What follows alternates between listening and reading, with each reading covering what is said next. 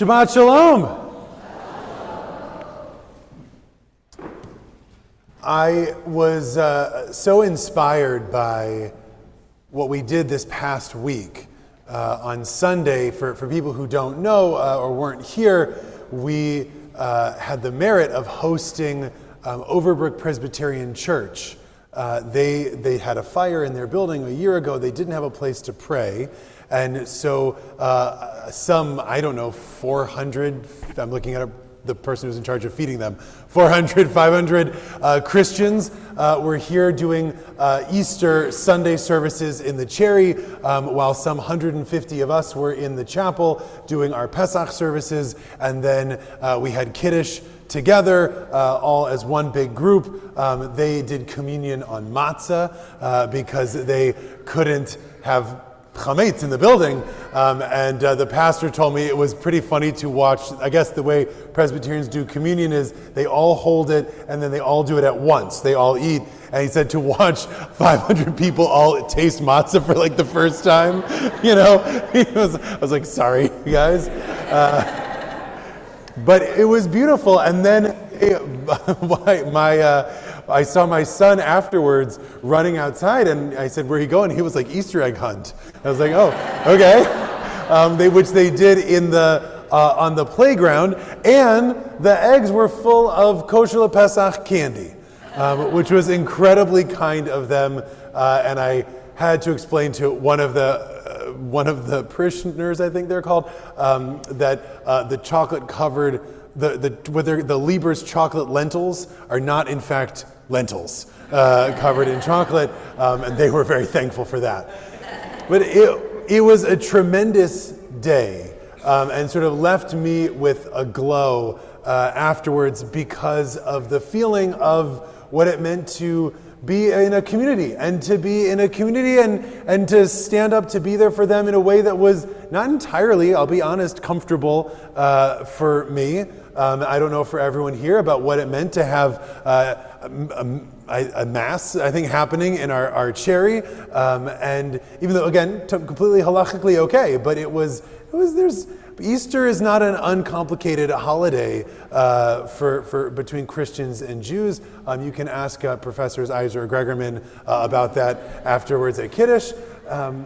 And I think for them as well, it was talking to some of everyone was very happy, but the lead up, both Pastor Harrelson and I had to, speak to some of our communities and to get them to be okay with this in certain ways. And it was just amazing.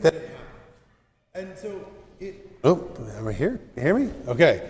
And so in honor of moving forward from that, there's a couple of things that I want to talk about today.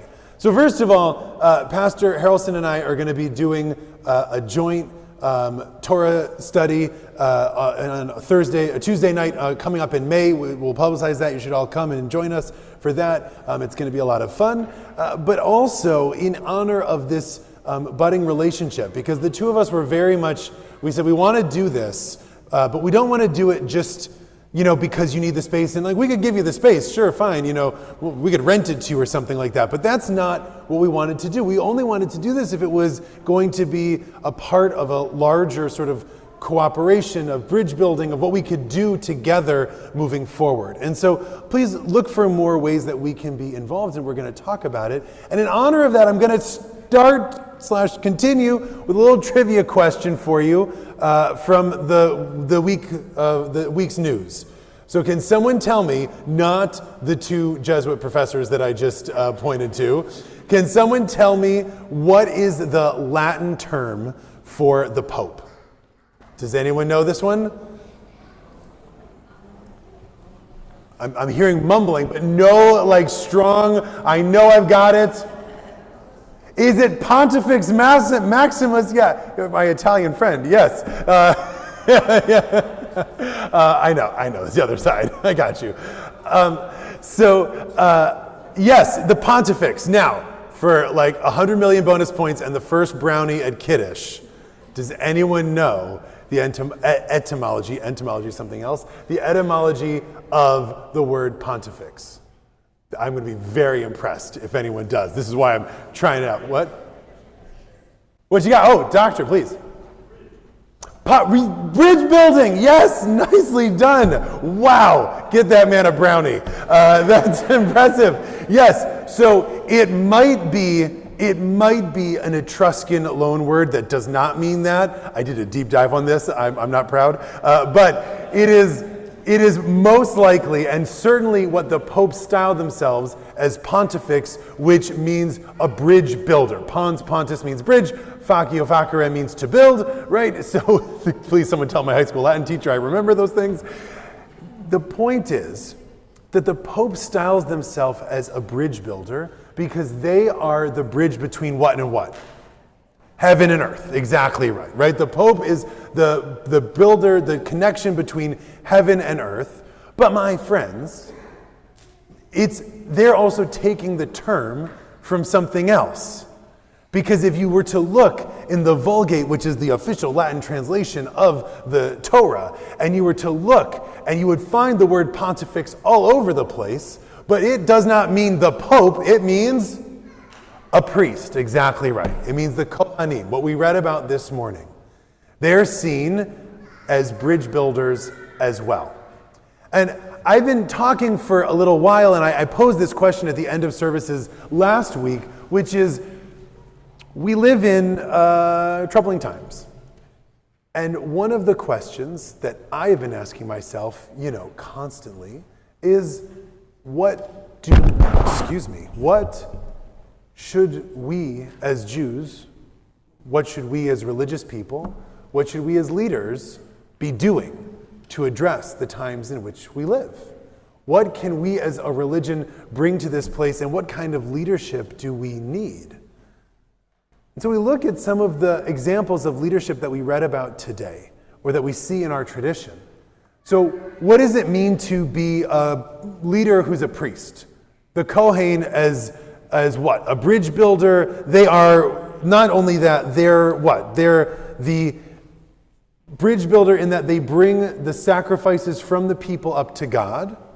They also take the teachings of God and bring them down to the people. So they facilitate this flow of energy and information of holiness from the people to God and from God to the people. They're also our exemplars. The Kohanim, no pressure to my priests in the room, right? The Kohanim are meant to be either a perfect representation of humanity that is allowed to stand before God and say, I speak for all the people when I say ... Or perhaps it's actually even more pressure that they're a representation of God down here for all of us. So the kind of leadership that a priest shows is one of being an example.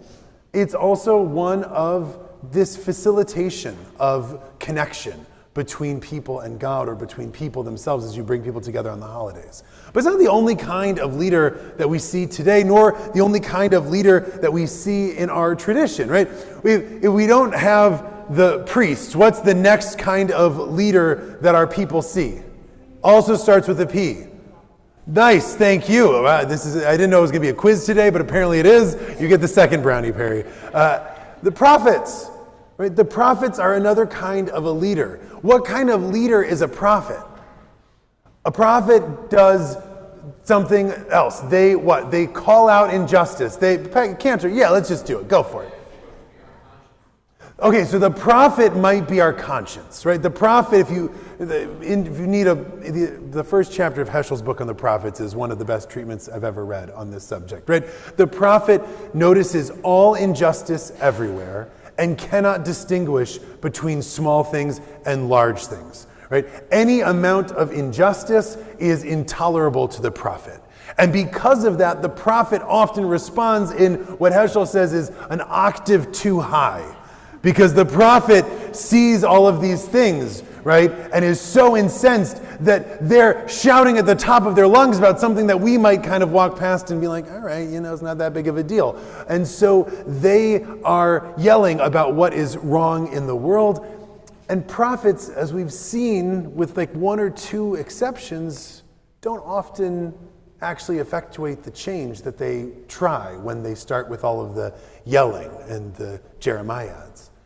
And then the third kind of leader that we see in our Haftorah today is the king. And I would put the judges in this as well. Right? King David, who has actual power, right? We call this hard power to the prophet's soft power, right? The prophet can just shout about it and try to cajole you into doing something. The king can actually say, do this or else. And they have real power in what they do. And so what do we learn from the example of David in our Haftorah and David elsewhere in the story? Right? David is a leader in the people. He is a military leader. He protects the people. He also is like the chief dancer in Israel and leads people in celebration. And when he sees Uzziah, this is the Haftorah that Ethan read so beautifully, when he sees Uzziah struck dead for trying to just support the ark, he's disturbed by that, right? And he actually takes note of the lives of his people and is looking to be protective of them. So, as we think about these different ideas of what it means to be a leader, I'm thinking, what kind of leaders do we need today in our world? And I actually thought that maybe he wasn't going to be here, but so we're just going to, just pretend like you aren't, Rabbi, because I actually wanted to say that last week we heard from Rabbi Cooper, and it was tremendous. And so, earmuffs, Rabbi. I'm saying nice things about you. Yeah. No, but he did something that I've been trying to find the words for over a year. And it was a beautiful treatment of spelling out what it means, the fundamental tension of what it means to be a Jew in our world today. And you did something that I can never find the way to do, which is you mentioned specifics about how we might actually take this. And I usually do a little everything going on in the world today, and everybody kind of understands what that means, and it's, whatever, but I don't really spell it out. Don't worry, I'm not doing that now. I'm just saying it was an incredible way of showing what it means to be a leader in a community, and I thank you for that. Okay, you can pretend like you're here again. So, as we think about these leaders that we need, I want to look at the world around us. So, do we need judges and kings? Who are they in our world today? I would say the judges and kings in our world today are people with actual power. People with institutional power in the Jewish world, people who are elected officials with actual responsibilities and powers. Do they need to be part of what it means to be a good religious leader? Of course they do. Right? We need the leaders of our institutions to have courage to stand up for what's right. We need the leaders of our institutions to weigh with balance and thoughtfulness how to navigate the waters in which we live. We need our elected officials to do the same. We also might need some prophets. In a world where many people feel powerless, it feels like it's the only option left to some. Right, is to shout about what is going wrong because there isn't an election or a vote or other ways in which our people are, if you want to organize something, right? We believe in this both on a level of what it means to be a biblical prophet, but the rabbis in the Talmud continue this as well. You don't have to talk to God. The rabbis in the Talmud say that anyone who has the ability to protest the actions of their household and doesn't do so is held liable for the sins of their household. Anybody who has the ability to protest the sins of their town and doesn't do so is liable for the sins of their town. Anyone who has the ability to protest the sins of the world and doesn't do so is liable for the sins of the world. Finding our prophetic voice is important. Shows us what we care about. It's, as Adam said, our conscience, and that it's there, and using it is important. But doesn't always the most effective thing to do. A friend of mine likes to say, no one in the world has ever changed their mind because of a post they read on Facebook. Just shouting about something isn't really the way to make positive change, even though that prophetic voice is important. Oh, I didn't give the specifics I was going to give. Okay, fine. Rabbi, you're a better rabbi than I am. Ask me about it later. Because we are, according to the Torah, we are not a nation of kings. We're not a nation of judges. We're not a nation of prophets. We are, according to the book of Exodus, a nation of priests, kohanim, pontifex. We are a nation of bridge builders. And that's an important thing for us to be in this world. We need to be exemplars of holiness, exemplars of what it means to be a positive influence, a positive Jewish voice. We need to raise up the offerings of the people around us as we work to bring the teachings of God down to others. We need to be bridge builders who foster connections between others and also who protect. Rashi in the Talmud has a really nice phrase that he says, a bridge is only built in a place where there's a potential danger. When you think about it, it's true. I mean, you don't need a bridge to just walk down the street. You need a bridge to go over something that might be hazardous.